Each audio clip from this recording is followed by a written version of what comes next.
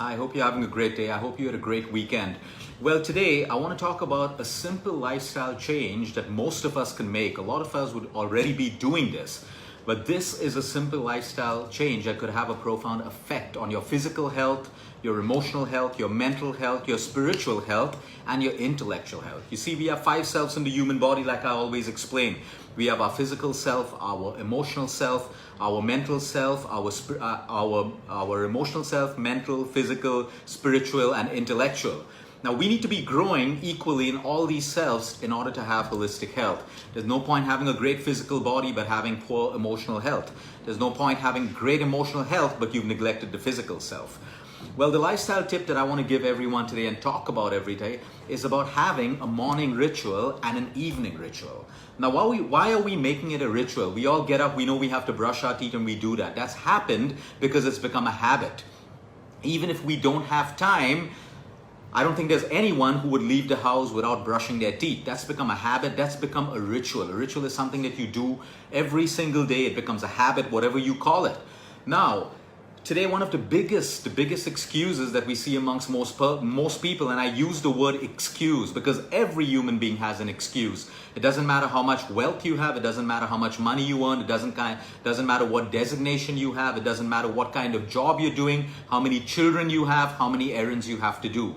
It still becomes an excuse. That is, I don't have time. I don't have time for myself. I don't have time for exercise. I don't have time to make the right amount of food. You see, these are excuses, and then we go on constantly complaining. And the act of constantly complaining just basically fuels our whole ego, and we don't end up coming up with a solution. You see, it is your accountability and your responsibility to make time in your day for things which are important to you. Because I'll tell you one thing that I've learned in my practice. If you don't make time for yourself, for your health, at some point sickness and disease will make you and force you to make time for your health. And we don't want it to reach that point. We don't want to have to reach the point where sickness and disease slows us down and makes us stop us from doing the things that we need to do every single day. There are so many people today who need to be working, but they're sick at home. There are so many people who can't enjoy their life because they suffer from sickness. So we should be focused more on diverting our energy and attention towards prevention. You see, we need to keep looking at prevention because most of us take life and human health for granted. Where we woke up fine today, great. Here's another day to take for granted. We wake up fine tomorrow, it's fine. And then sickness hits us, and then we react to sickness, and that begins most of the problems that we have. So one lifestyle change that I want to talk about today is making a morning ritual and an evening ritual. Now, it doesn't matter how much time you need to allocate to that. If you have 1 hour, that's great for you. If you don't have 1 hour, give yourself 45 minutes for this ritual. If you don't have 45 minutes, give yourself 30 minutes. If you don't have 30 minutes, give yourself 15 minutes. But it starts off with discipline, which means having a ritual.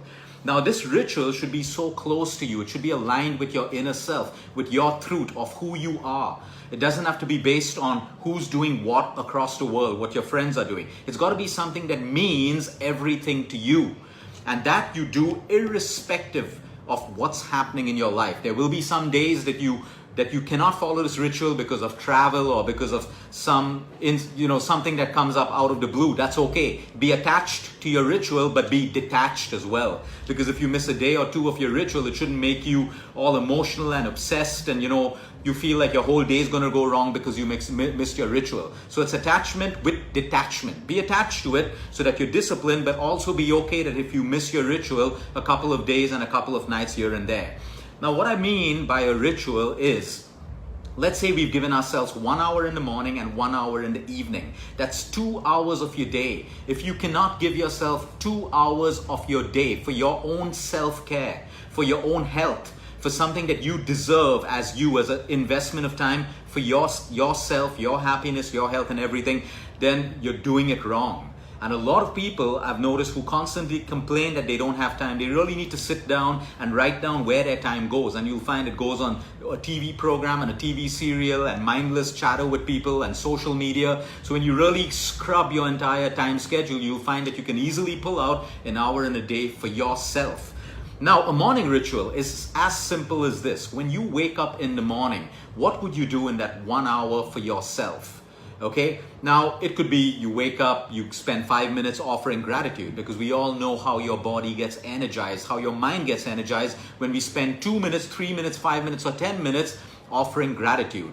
You can set your intention for the day. A lot of us just wake up and react to the day. We don't flow, we just react to what the day throws us. But sometimes you wake up and you set your intentions for the day. Now, intentions and a to-do list is very different. A to-do list means all the errands that you have to do in a day. Setting your intentions means how you want your day to flow for you. So you can set an intention of making that call to your mom and dad, spending time with your family, an intention to make sure that you don't miss your workout today, an intention to make at least 2 of your 3 meals healthy, an intention to spend more time with your kids or with your loved one. These are intentions. You set your day, you put that seed in your mind, it becomes an intention. Okay, that's something that you can review at the end of your day. So it always makes sense. If you want to have control of your day, the way your day flows, we have control over nothing. You set your intention for your day. You can do that in this time. Then you use the toilet so that you have a fixed time where you can evacuate, because it's very important for us to pass our motion every single day, because if we don't, we feel irritable. Obviously, we have toxic waste accumulating on our system. So you have your toilet time. You see, everything's like a ritual. You brush your teeth, you have your toilet time, you have time for gratitude to set your intention. You do a little bit of stretching or your yoga, your deep breathing, and your meditation. So for example, my morning ritual would be wake up, stretching, or you start with your toilet or whatever, you're stretching, you're breathing, your pranayama, your meditation, and then you also get a little bit of time to spend with your loved ones in the morning before everyone rushes into their own day. Now this can fit into 1 hour of your time, 30 minutes, it's up to you.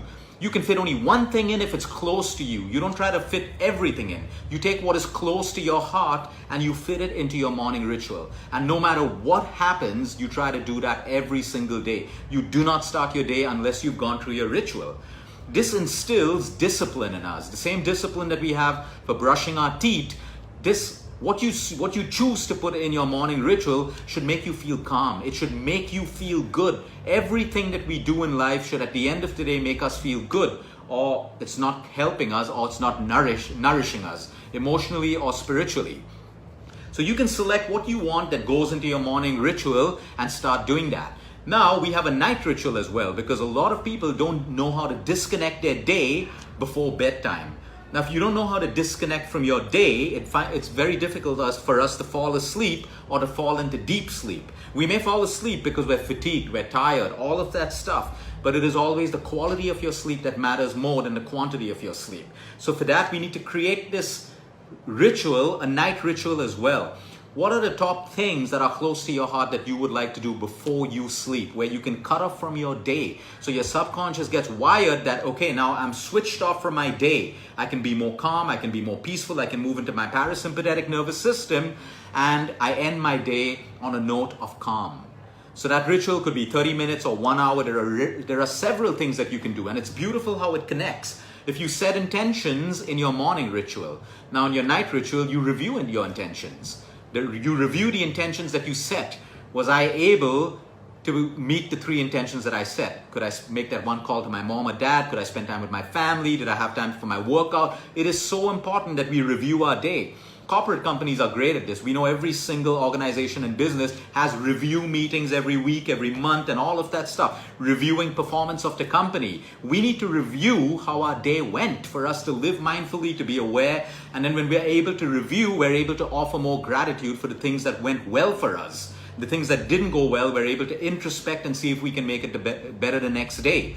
So your night ritual, again, you can review the day, you can read a book, you can do light stretching, because light stretching before sleep is fantastic for you. You can do your meditation practice, you can do your deep breathing, your pranayama. There are so many things that you can fit into your ritual, anything that you're aligned to. You can use that time with your loved ones. Cut off from your gadgets in your ritual time. So your ritual time, if it starts 1 hour before bed, you cut away from your gadgets 1 hour before bed. Now, if you don't have a ritual, then you tend to mindlessly use your phone because there's no distraction. Let your ritual be a distraction for you away from that gadget, TV, iPad, or whatever it is. Now, whether it's 1 hour or half an hour, use that time. Speak to your loved ones, make love, read a book, pray. There are so many things that you can do. So each of us basically have to write down that ritual and do it day in and day out, no matter what happens. Now this ritual will also help you align your going to bed time and your wake up time. You see, we are all products of nature and we align ourselves with a biological clock. It is so important. Everything in your life, from your health to the way you think, your energy levels, it changes when you start aligning your biological clock. I'm not saying you need to get into bed at 9 o'clock. It could be 10 for you, it could be 11 for you, it could be 12 for you. But try to maintain a fixed time, a fixed wake up time and a fixed sleep time. A few odd weekends over here, that's fine. But the rest of the days, try to align your biological clock. Now a ritual will help you do this. Because if I'm planning to sleep at 10 o'clock tonight and I know I have a 1 hour ritual, my ritual starts at 9 o'clock. Now this is your time. This is your sacred time. This is the time for you. It's called self-care. It's called self-love. It's called radical self-care. And we need this. We need to invest in this as a way of prevention. Because all of these things, we find that to be our happy space, our calm space. It is personal to us and we feel good when we do it. So this is one of the greatest lifestyle changes that you can make. Half an hour, 45 minutes, 30 minutes, it doesn't matter what you do in that time, as long as it makes you feel happy and it allows you to align yourself more with nature. Because a lot of us will say, oh, social media makes me happy, but no, you're still in technology. We're trying to move and align ourselves with the harmony of nature. Have a great day, everyone. Until next time, eat smart, move more, sleep right, and breathe deep.